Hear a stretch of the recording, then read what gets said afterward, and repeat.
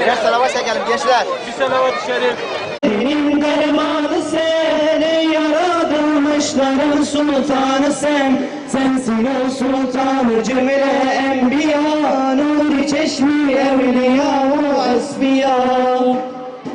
Ey risalet tahtının sen hatemi, ey nübüvvet mührünün sen hatemi. Çünkü nurun roşen etti alemi, gül cemali gülşen etti alemi. Ya Habiballah bize imdadı kıl, son nefes didarın ile şadı kıl. Haydi bayraklar havada! Eller havada!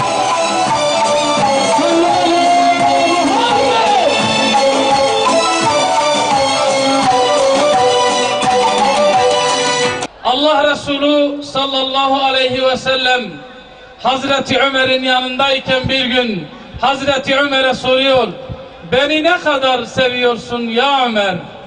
Hazreti Ömer diyor ki, ey Allah'ın Resulü, nefsim hariç seni her şeyden daha fazla seviyorum. İki cihan serveri olmadı ya Ömer, beni nefsinden daha fazla sevmedikçe olmaz ya Ömer. Hazreti Ömer dedi ki, ey Allah'ın Resulü, şahit ol, seni nefsimden daha fazla seviyorum. İşte şimdi oldu ya Ömer dedi. Allah Celle Celaluhu ayet-i kerimede buyuruyor. De ki, eğer Allah'ı sevdiğinizi iddia ediyorsanız bana uyun ki Allah da sizi sevsin, günahlarınızı bağışlasın. Bundan dolayı Peygamber Efendimiz Aleyhisselatü Vesselam'ı seviyoruz.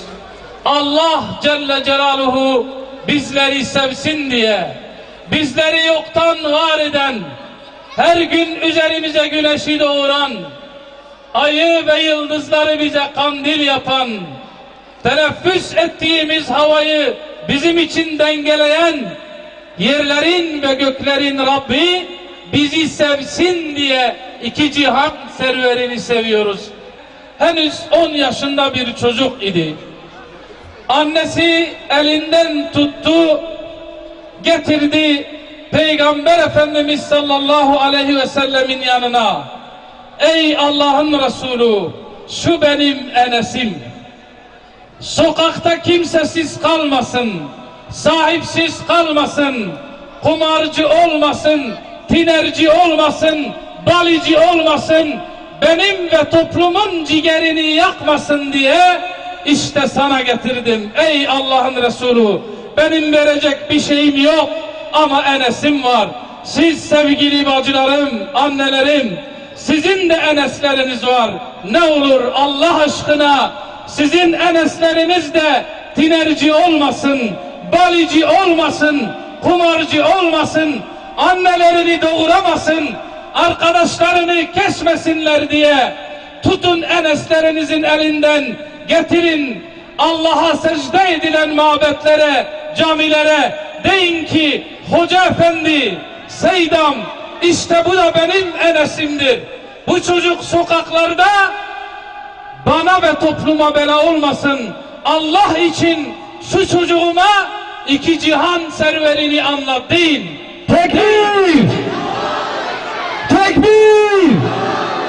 Tekbir! Allahu Ekber! Allah!